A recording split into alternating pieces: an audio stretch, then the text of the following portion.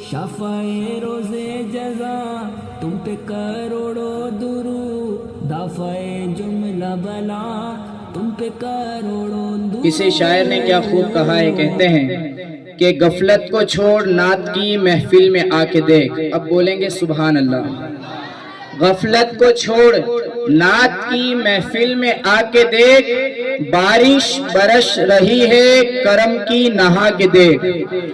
بارش برس رہی ہے کرم کی نہا کے دیکھ، اور جلوے دکھائی دیں گے تجھے ہر مقام پر۔ محبت سے جلوے دکھائی دیں گے تجھے ہر مقام پر، سینے کو مصطفیٰ کا مدینہ بنا کے دیکھ۔ سینے کو مصطفیٰ کا مدینہ بنا کے دیکھ۔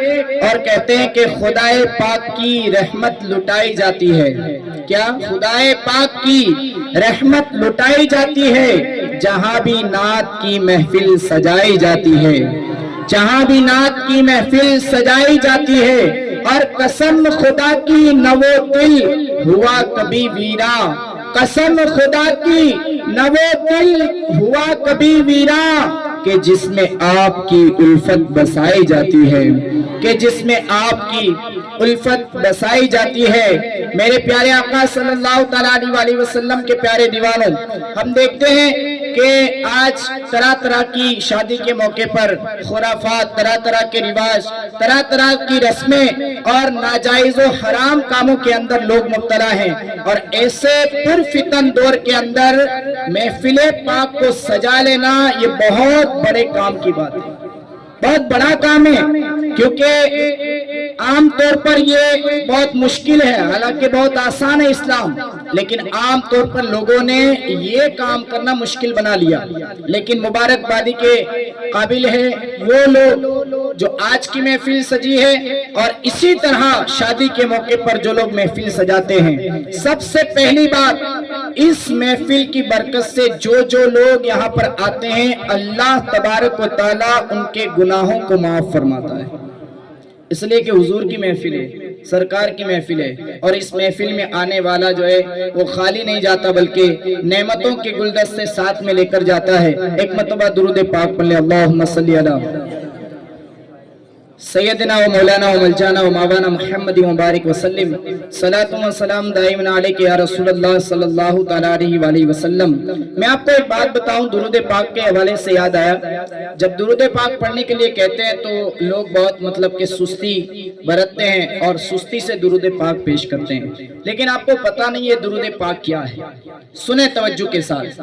ایک عاشق رہتا تھا ایک شہر کے اندر، اور وہ عاشق کوئی مالدار نہیں تھا، کوئی کہ بڑا انسان نہیں تھا کہ جو مال و دولت کا مالک ہو، بلکہ وہ ایک تاجر تھا، چھوٹا سا مزدوری کا کام کرتا تھا۔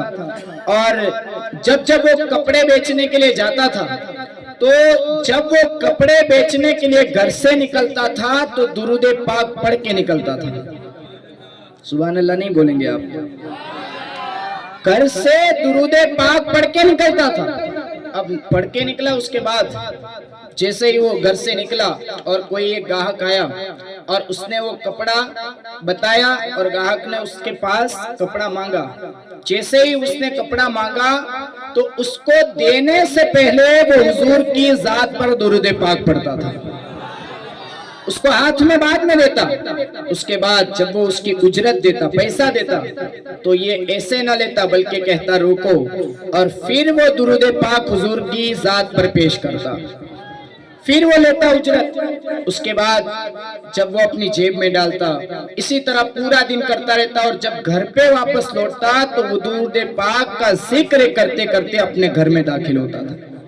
ایک عرصہ گزر گیا، اور عرصے دراز کے بعد ایک دن رات کے وقت وہ اپنے گھر پہ سویا، اور اس کی قسمت جاگ اٹھی، میرے سرکار کا دیدار ہو گیا۔ سرکار کا جب دیدار ہوا تو کیا ہوا کہ دیکھا کہ حضور جلوہ فرما ہے، اور محفل کے اندر سے حضور کھڑے ہوئے، اور اسے دیکھ کر حضور صلی اللہ علیہ وسلم خود آگے بڑھے اور اسے اشارہ کیا قریب آنے کے لیے، اور وہ عاشق قریب آنے لگا، قریب آنے لگا۔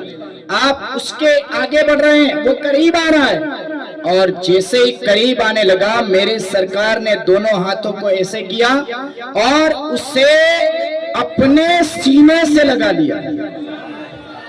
اس طرف والے شاید نیند میں ہیں, محبت سے کہتے ہیں سبحان اللہ.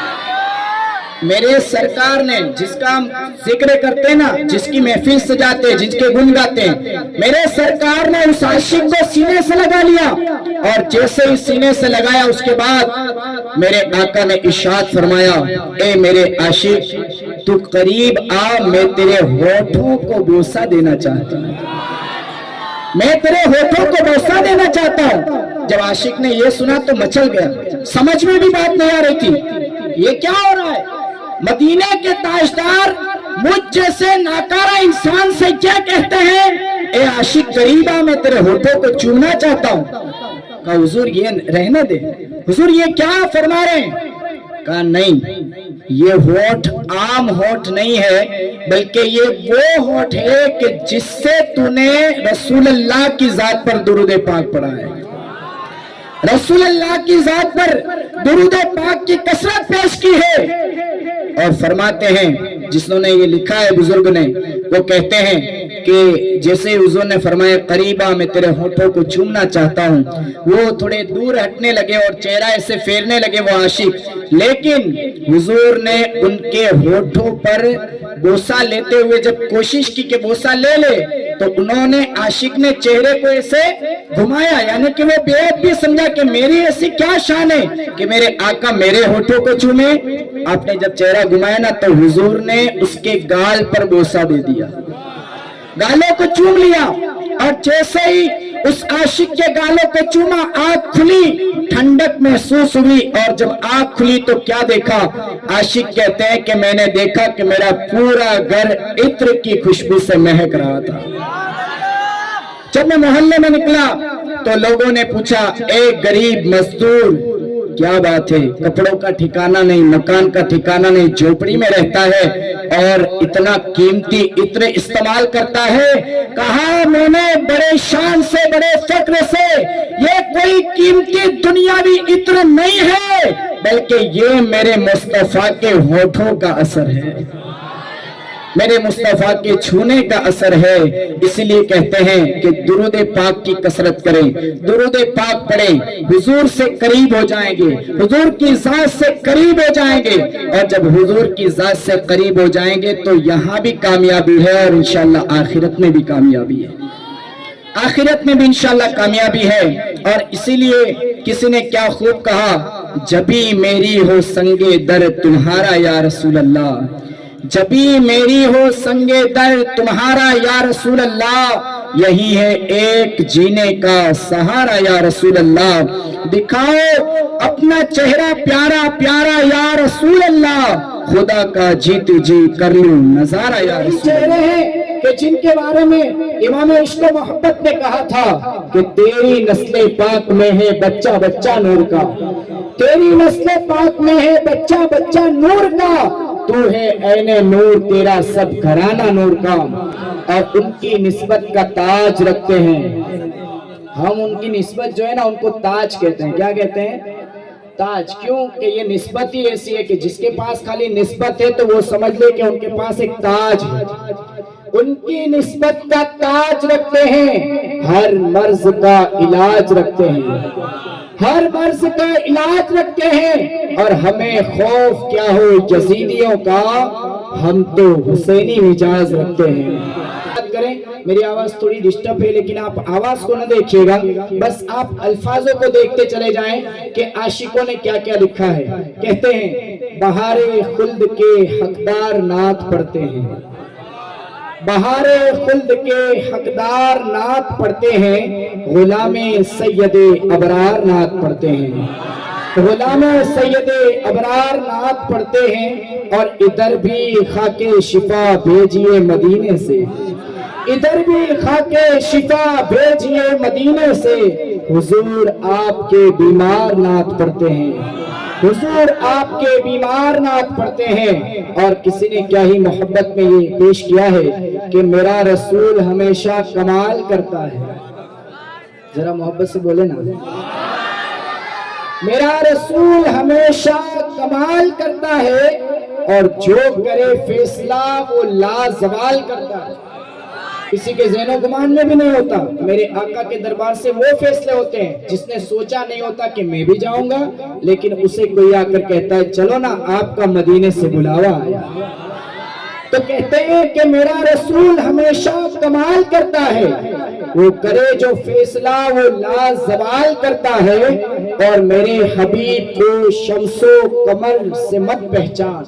کہتے ہیں نا کہ میرے حبیب کو شمس و قمر سے مت پہچان, میرے حبیب کو شمس و قمر سے مت پہچان, یہ چھوٹے کام تو ان کا بلال کرتا ہے, یہ چھوٹے کام تو ان کا بلال کرتا ہے. اور آخری شعر بڑی جاندار شاندار آواز اور نعروں کی گونج میں, سبحان اللہ کی آوازوں کی گونج میں سنیں گے کہ جو ان کے ذکر کی محفل سجائے بیٹھے ہیں.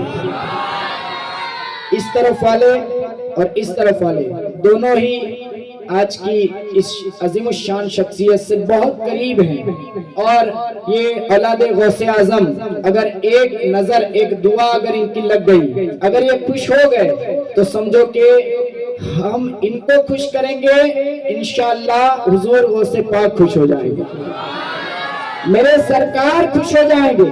کوشش کریں کہ جو ان کے ذکر کی محفل سجائے بیٹھے ہیں وہ اپنے دل کو مدینہ بنائے بیٹھے ہیں, وہ اپنے دل کو مدینہ بنائے بیٹھے ہیں. اور یہ کہہ گیا ہے کوئی آ کے میرے کانوں میں, یہ کہہ گیا ہے کوئی آ کے میرے کانوں میں, نظر سے دیکھو وہ محفل میں آئے بیٹھے ہیں, نظر سے دیکھو وہ محفل میں آئے بیٹھے ہیں. شفاعِ روز جزا تم پہ کروڑوں درود, دافعِ جملہ بلا تم پہ کروڑوں درود.